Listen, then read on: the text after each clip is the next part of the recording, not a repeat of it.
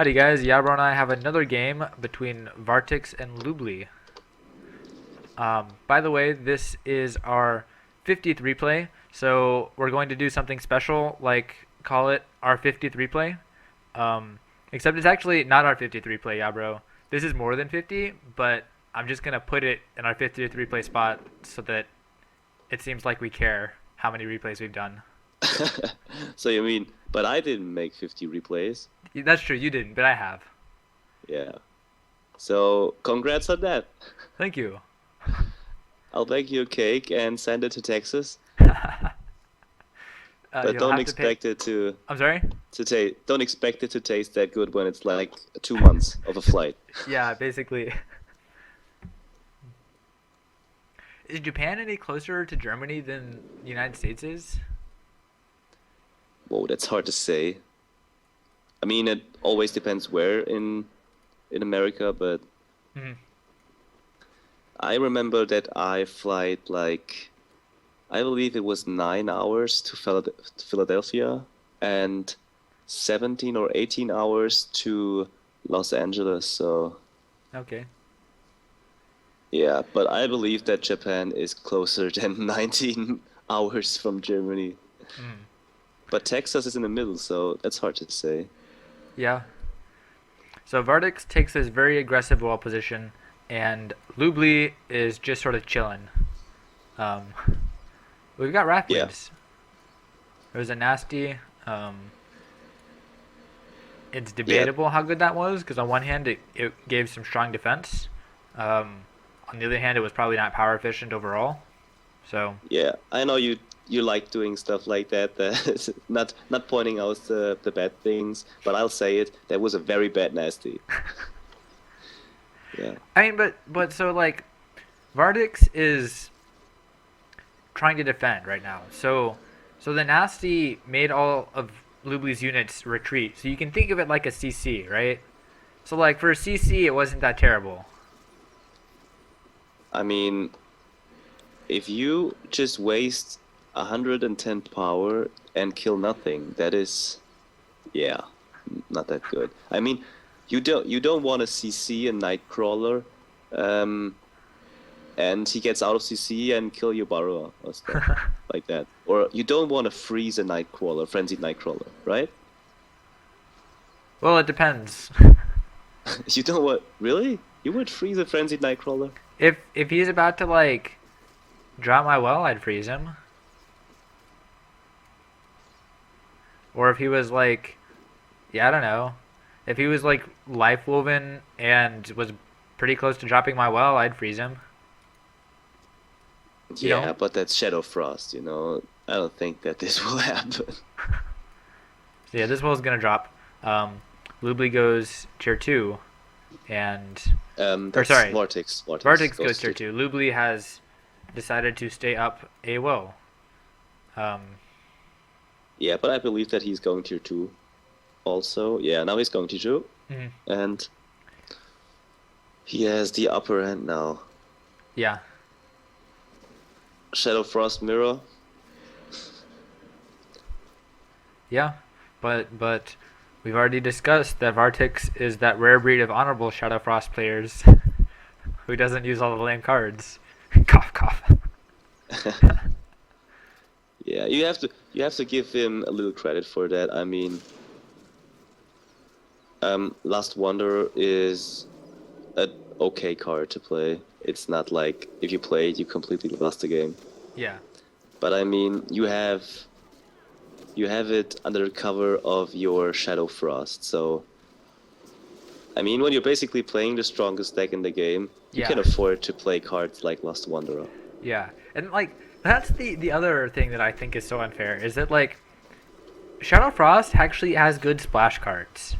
Like they're the strongest. Like nobody uses them just because their non-splash cards are better, but the splash cards are still good.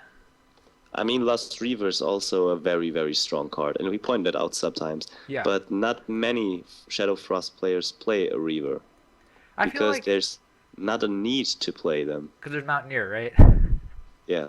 I mean, when you're playing Shadow Frost, many Shadow Frost players just want to play on tier 3. And you can save up so many spots while still having one of the best defenses in the game. Yeah. Yeah, that's also a big reason why Shadow Frost is so strong. Mm-hmm. There's lots of reasons Shadow Frost is strong. We should stop complaining, or like we should go at least a couple replays where we don't complain about how strong Shadow Frost is. I don't feel bad about complaining about Shadow Frost. Okay, so he took over that Lost Wanderer. That is interesting. Yeah, very interesting. Um. And now there comes the review. I don't know why he even played a Night Guard. Yeah, I don't really know why either. Maybe he was afraid of a Reaver, and then he realized that Vartix wasn't gonna make one. Yeah, or he just played for that Lost Wanderer. Maybe. We don't know. Yeah, we don't know. Okay, and I'm very curious how Vartix is going to win that game, because he's still down a well. And his attack is going to fail. Oh, did you see that? I want to point that out. Did you see this Lost Reaver followed the Lost Wanderer, who was almost low on health, and he had life weaving on him, and so that reflected damage killed him. I just want to point that out. That was cool. Okay. Okay. I don't know if these like life weaving techniques, I don't know if they come like super naturally to you, but I wasn't a Shadow player, so it's cool to notice these things and be like, oh hey, there's a little cool life weaving trick that he did that I wouldn't have thought of. I don't think that people do that on purpose. Oh no! Many people just play life weaving because it's a damage reduction spell. Right. But he already had it, is what I'm saying, and so he already had the life weaving on, and then he noticed that the Lost Wanderer was very close to dying, so he just followed him a little bit so that he would reflect some of the damage to the Lost Wanderer. Yeah, I think it was on purpose. Taker, okay. Tell us in the comments if that was on purpose. Oh, and he didn't repair that well. Okay. But he should still be able to defend. Yeah. Okay, now we see the Last Priest. The defensive Last Priest, yeah. I'm not 100% sure, but I believe that Last Priest does less damage than it says on the card. Okay. So, because 560 is actually okay for a 60 yeah, that's not bad. Ranged unit. Yeah. The problem is that the ability, it really sounds pretty good, the ability, but it costs too much power. 50 power is too much.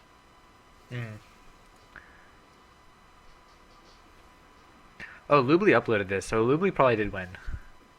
Oh, so... Okay. I mean, I don't know, maybe. But looks like Lubli uploaded this because I didn't change their names. So, Lubli probably uploaded this, and then Taker was just like, hey, here's a replay. There's a replay where I'm in. I can be famous now.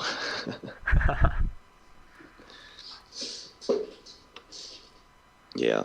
It wasn't really because Taker played cards like Lost Wanderer that he lost the game. He basically lost due to the reason that he lost his tier 1.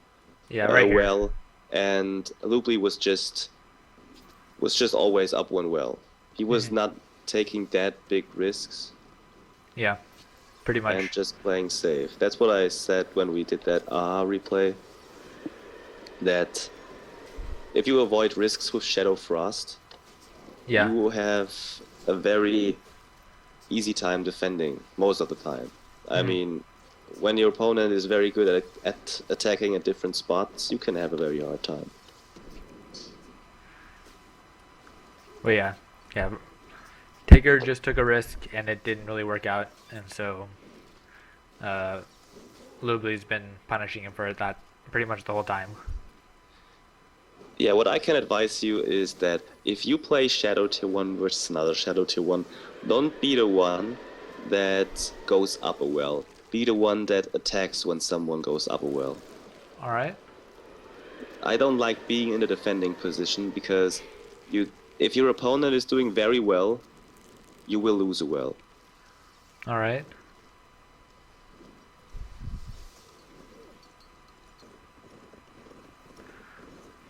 But yeah, so we've just got some tier 3 attacking on Vartix as well.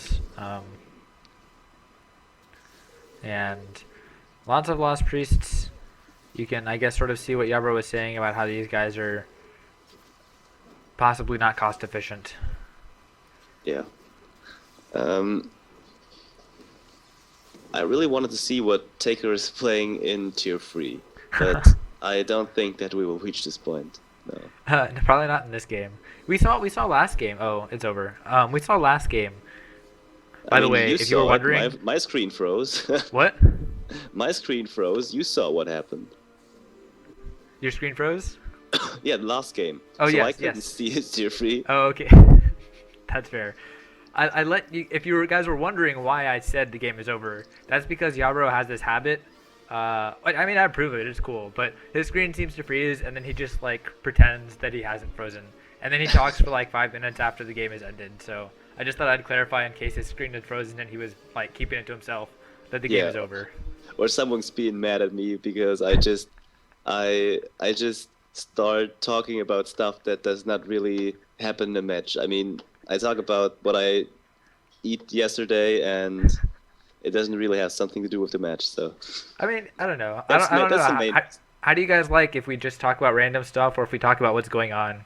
I mean, I always thought it was like kind of silly that people talk about what's going on in the match because it's like, oh, I can see what's going on. So you can point out like interesting tips, or otherwise, I just want to hear something like amusing. Okay. Yeah, maybe they can tell in the comments. Yeah, let us know. All right, so thank you guys for watching.